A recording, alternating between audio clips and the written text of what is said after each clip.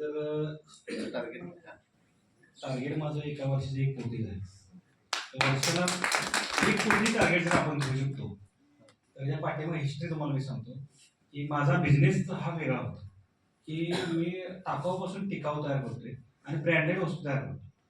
तर मी ज्या कंपनीत काम करतो सरांच्यामुळे गेलो, तिथे 300-400 10,000 रुपये नुसतं इन्कम मिळालं. मी दिवसाला जर 4-5 हजार रुपये जर काम करू शकतो आणि ब्रँड हा मी माझा स्वतः घडवू शकतो आणि कुठल्या कंपनीच्या मागं लागलोय असं विचार करून मी कंपनीमध्ये थांबलो. सर मला फीडबॅक माझा कायमचं मला विचारपूस माझ्या कायमची करायची. सरांचं मी लक्षात आलं की बाबा यांचा जास्त विचारपूस करायला नको, यांच्या उद्योगात व्यत्यय आला नको. तर एक मशीन मी तयार करायला निघालो होतो की मशीनमध्ये जर वस्तू ती आपण टाकला, पॅटर्न टाकला, ते आपलं एक वस्तू तयार होणार, ती ब्रँड म्हणून तयार व्हावी. असं एक आम्ही डाय करणार हायड्रोलिक आणि तापवायचं मशीन जे आम्ही तयार करणार होतो की जे टाकाऊ कटला आहे ते आपलं ऑइल टाकाऊ आहे त्यापासून त्याला तोडणार होतो आम्ही. तोडून त्याच्यात ऑक्सिजन सोडून आणि त्याला पेटवणार होतो आणि त्याच्यापासून भट्टी तयार करणार होतो. तर ते मशीन बंद केलं सगळं. मशीन पैसे जमा केलं होतं मी, शेअर मार्केटला पैसे लावलं होतं. शेअर मार्केटिंगचं पोर्टफोलिओचे पैसे मी 28,000 रुपये लॉस येऊन 2 मशीन घेतले आहे.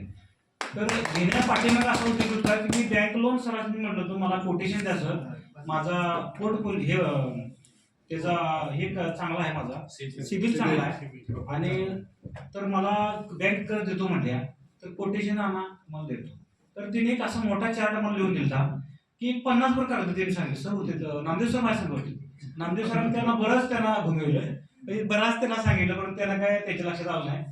तर म्हणलं सर मी माझ्या बुद्धीला काय पटलेलं नाही, एवढी कागदपत्र मी का द्यायची, माझा इन्कम टॅक्स रिटर्न सगळं असताना मी असं आलतो फालतो आहे का दुसऱ्या मी सोसायटीला जाऊन त्याचं पत्र घ्यायचं, पतसंस्थेचं पत्र घ्यायचं, एवढा वेळ लावायला मला वेळ नाही. जपानची कंपनी आहे, 1001% माझा विश्वास आहे, जीवापाड विश्वास आहे. मी वस्तू वापरलेल्या आहेत जपानच्या. तुम्ही सांगायचं काय मला नाही, माझा मी पोर्टफोलिओ खाली करणार, मी घेणार नाही घेणार. की बघित होतं की माझे पैसे जरा वाढतील काय. तर खाली उतरत्या काळामध्ये पैसे माझं लॉस केलं मी, मला काय अडचण नाही त्याची. पैसे मी असे भरपूर मिळवू की पैसे म्हणजे पैसे मोजता येणार नाही पैसे मी कमवू शकतो या कंपनीमध्ये. किंवा एवढे आपले जे केंगन वॉटर आहेत याच्यावरच मिळवू शकतो. नुसतं पाणी विकून मी करणार नाही. तर असे बऱ्याच लोकांनी मी डिव्हाइस देऊन आणि त्याचं फीडबॅक पुन्हा त्याचा काय चाललंय काय नाही याची विचारपूस करून मी पैसे मिळवू शकतो. एक किंगन वॉटर मध्येच त्या इमेजिंग मध्येच मिळवू शकतो, दुसरं कुठेही मिळू शकत नाही.